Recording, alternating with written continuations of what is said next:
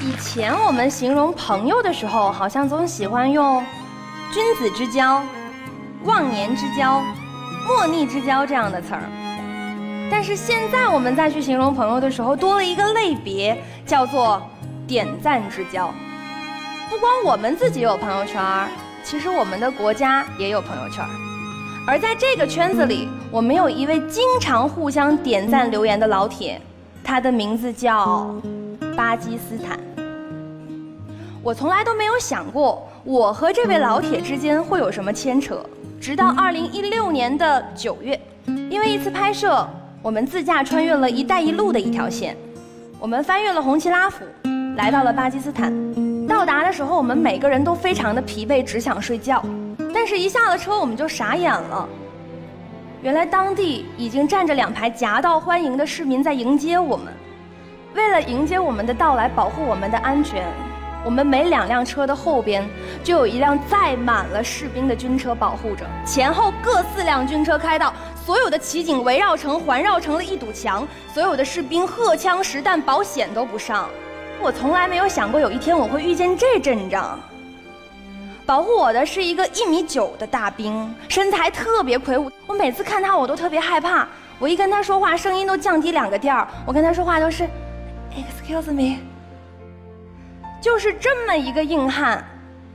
他却拉着我去集市儿，帮我买裙子，替我跟老板讲价。我拿着一条红裙子，一条白裙子，我问他，我说哪个好看？大兵认真地思考了很久，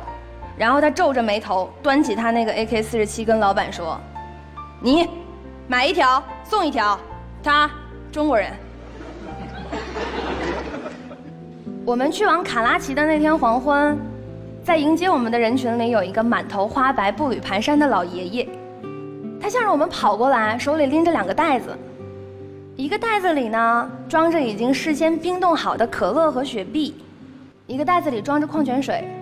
他一个劲儿地往我们车窗里塞，我们摇手说不用不用不用不用不用，但是拗不过他的坚持。我们把水接过来的一瞬间，老爷爷咧开嘴笑了，他没有牙，一笑的时候像个小孩儿。跟我同行的司机是一个1.8米几的东北大老爷们儿，他却跟我一样已经通红了眼眶，因为我们知道在当地那个每天只能供电2小时、物资极其缺乏的地方，可乐和雪碧呀，是他们招待最尊贵的客人的时候才能享用的饮料。那个老爷爷自己根本舍不得喝，但是他却把它给了我们。他那双布满皱纹的眼睛看着我，好像在说：“抱歉，我们并不富有。但是我想把我能给得起的最好的都给你，请你不要嫌弃。”在我们离开巴基斯坦的时候，送行的队伍里有2个小伙儿，他们拿着一张纸，纸上打印着4个中国字，叫开山鼻祖。那4个字特别蹩脚，山和鼻还写到了一起。但是我们领队告诉我，上个世纪修建喀拉昆仑公路的时候，是中国帮助巴基斯坦援助建造的。中巴双方共约牺牲了700条人命，等于每1公里公路之下就埋葬着一个英魂。那一瞬间我才明白，这4个字是他们并不灵光的中文能够找到的最贴合的感恩。我才明白为什么我们到达的时候，那位父亲怀抱里的孩子裹的是中国的国旗。我才明白为什么我住的酒店楼下他要贴着一张纸，上面写着物美价廉，中国人特价。那是他们没有来得及说出口的3个字：谢谢你。